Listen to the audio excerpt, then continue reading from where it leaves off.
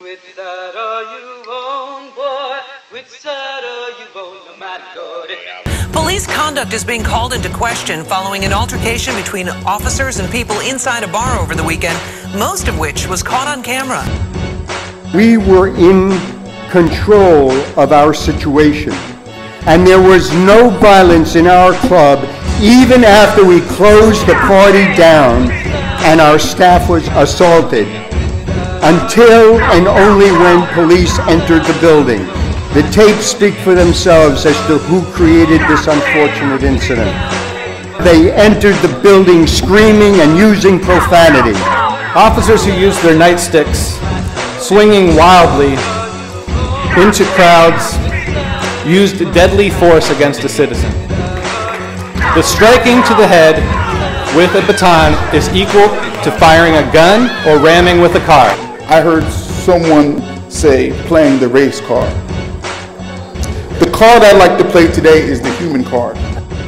Racism, both institutional and individual, is alive and well. Abner Louima, coincidence. Amadou Diallo, coincidence. Oscar Grant, coincidence.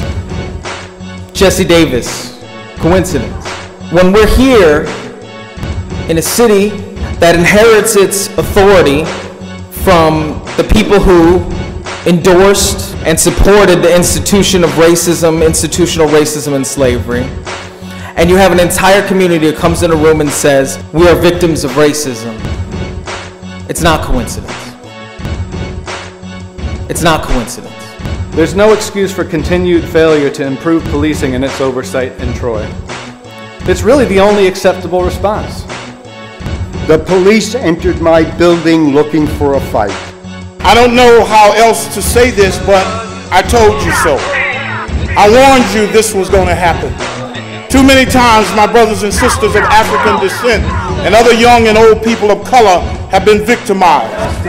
No peace! No justice! No peace! No justice! No peace! We believe that there are several steps that need to be taken in order for this community to move closer to community policing so that there can be justice. Loving Troy looks like this. It looks like dissent, it looks like protest, and it looks like demanding a stronger and more just policing. The department must become transparent in its policies and operations. With significant public input, the Troy Police Department must develop a strategic plan from a community policing perspective.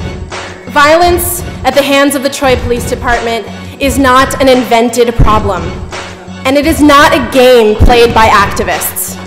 Immediately drop the charges against everyone who was arrested inside Coca-Cola.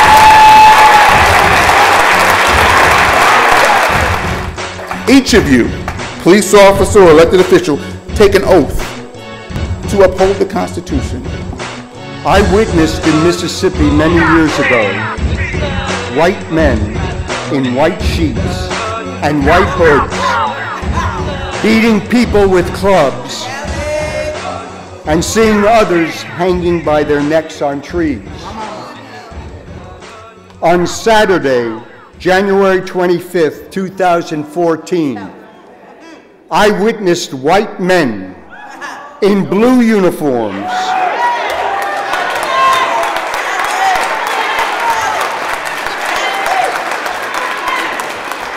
beating black people with clubs.